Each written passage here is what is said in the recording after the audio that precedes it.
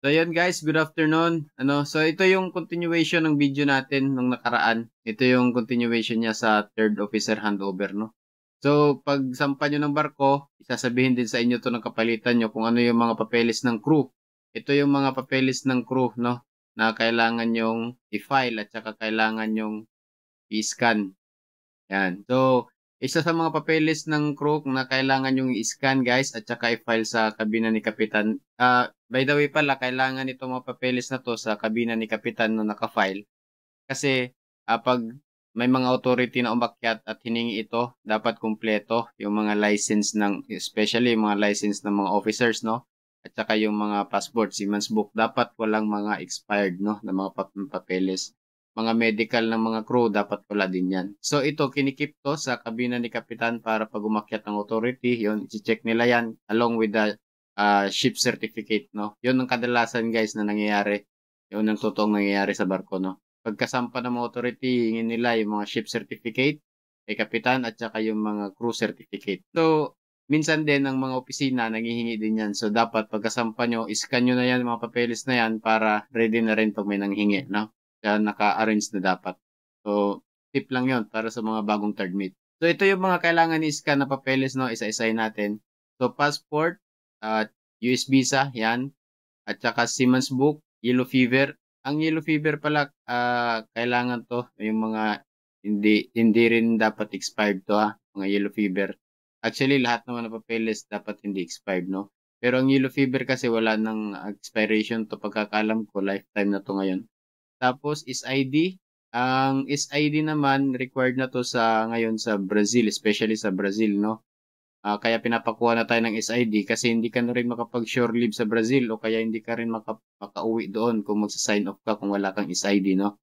Then, COVID vaccine, yan, importante yan mga vaccine, no? Dapat kumpleto rin. Tapos, license ng mga officer, importante ito guys, at saka mga GOC din, no? Certificate ng mga officer. So, ayun, kailangan mo rin pagkasampa mo, i-fill up mo itong mga bagay na to. Lagyan mo rin ng mga entry ang Siemens book nila, no, yung mga bagong sampa. Dapat lagyan mo sila ng entry kung anong petsa sila sumampa. Yan, tapos papipirmahin doon si Kapitan. Tapos Liberian booklet kung Liberian na flag yung sinampahan nilang barko, meron din kasing sariling mga Liberian booklet. No? Siemens article, meron din yan. Sa bridge din yan guys, mga Siemens article na yan. Kailangan din yan na naka-fill out sila doon. Kasi kumpleto yan, pati mga details nila, no? Tapos, Liberian Official Logbook. Ang Official Logbook din, pag Liberian yung flag nga, katulad ng sinampang ko, Liberian yon. So, marami sila, may Official Logbook din yun doon. Iba lang yun guys, sa DIC Official Logbook, iba yun. Halos pareho lang ng mga entry. Pero kailangan din siyang isulat doon, no? Tapos, crew declaration. Yan. Tapos, SOLAS training manual. Yung mga pangalan doon sa SOLAS training manual sa mga first page. Doon, nakalagay naman yun doon. May form naman yun. Ilalagay mo lang yung mga pangalan nila. Idadagdag mo lang, no? Tapos, yung mga crew familiarization. So, sa ibang company, yan. Depende sa mga form ng company nyo, no? May iba-iba kasing form tayo na sinusunod. Sa crew familiarization, normally, minimaintain talaga itong third mate. Dapat yung mga entry, tama, no? Tapos, nakatago ito isang copy sa kabina talaga nila. Kasi hihingin yan ng mga port authority, no? Tine-check din minsan yan. Meron ka bang familiarization booklet? Yan. Tatanungin sila isa-isa sa kabina nila. Tapos sasabihin, patingin nga ako, ayan. Pag wala kayong may pakita o hindi kumpleto yung mga entry nyo doon, so yari na. Pagkasampa mo as third officer, no, update mo rin yung master list. Ayan, update mo yon kasi sa master list, syempre, hindi man magbago ang mga duties and responsibilities nila, pero yung pangalan nila doon, so magbabago. Kailangan mong update kung nakalagay ang mga pangalan nila doon. No? O kaya may mga additional na crew, so kailangan baguhin o kailangan bigyan siya ng duties, no? Tatanong mo yan kay kapitan, confirm mo na lang. Tapos kung may ID kayo sa barko nyo, kailangan bigyan mo rin sila.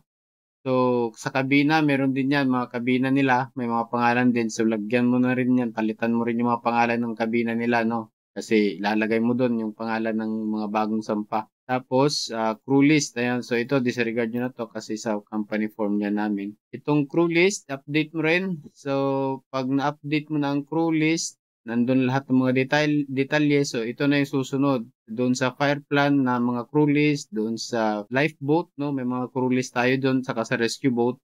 So, i-update mo rin kasama doon, no? Hindi yung mag-update ka ng crew list, doon lang sa papeles na pinapadala nyo sa sa puerto. So, update mo rin yung dyan sa lifeboat mo at saka doon sa may fire plan. Yan, importante yon. Tapos, wala na to ngayon, yung BOD namin, wala na to. Tapos, kung ano yung kailangan pang i-update ng mga name ng crew doon sa barko nyo, no? Malalaman mo na lang yan sa handover sa'yo ni third mate. So, ito sa akin, example lang naman to, example lang. Then, double check mo guys, ito, double check the expiration date at saka kung may mga pirma na ang lahat ng STCW certificates ng bawat crew. Lahat sila. I-check mo yan guys kung kumpleto lahat ng detalye at kung walang expired, no? Saka kung may pirma. Yan, importante yan. Ano ba ang mga certificate ng mga crew? So, diyan papasok ang COC ng mga officer, no? Saka yung mga ratings. At saka GOC, ECDIS. Ang ECDIS, dalawa ang dapat mong ma-file dyan, yung generic at saka yung specific sa mga officer, sa mga deck officer, no? May specific tayo na ECDIS. Yan. Tapos, BT, MIFA. Yung mga importante lang na mga STCW lang naman, kailangan mo doon. Yan. Tapos, yung certificate ni Chief Cook at saka ni Messman. Yan. Meron yan silang sariling certificate nila, no? So, itago mo yon, i-file mo sa kabina ni Kapitan, no? Kasi hihingin yan ng authority, guys. So, ayun, sa flag ng barko, no? May sarili din yung mga certificates, no? Katulad sa amin sa Liberia, meron din kaming mga certificates doon. So, kailangan din yan, may mga validity lang kasi yan, no? Yun lang naman, guys. Ang isa lang sa nangyari sa amin doon is yung medical, no? Hindi ko na sali dito. Importante yung medical, guys, kasi meron kaming isang crew dati na kasama na pa-expire na palang medical niya, pero yung sign off niya matagal pa, no? Hindi pa siya, kumbaga 9 months siya sa barko, pero ang medical niya nakalagay 6 months lang. Ang nangyari doon is parang nabenta yung una niyang barko, tapos pinasampa agad siya. So, importante na itong medical, i-check nyo mo rin na walang may expire bago yung sign off nila. Kasi delikado din yan pag chinek ng authority. So, yun lang muna sa ngayon guys. Itong short video natin about crew certificates, no? Yun yung mga i-prepare mo pagkasampa mo ng barko as third officer, no? I-prepare mo tong mga papeles nila. So, ayun, sana naliwanagan kayo, no? Sa mga i-prepare na mga documents at saka mga i-scan, no? Mga i-fill out na mga logbook sa bridge, yan. Mga i-update mo sa bridge saka sa mga safety mo, no? So, maraming salamat po sa lahat ng nanonood at ulitin ko lang sa mga gusto pa ng mga ganitong video. Kung meron pa akong nakaligtaan pala guys, paki-comment nyo na lang sa baba para matulungan naman natin yung iba, no? Comment nyo lang kung may mga kulang ako na nasabi dito, kung may mga idadagdag kayo. So, ayun, thank you very much. Sana nagustuhan nyo yung video at saka sa mga hindi pa nag-subscribe, paki-subscribe nyo na lang bilang suporta. At saka sa susunod, upload ulit tayo ng bago. Mag-comment na rin kayo guys kung ano yung mga gusto nyong pag-usapan natin. So, thank you very much.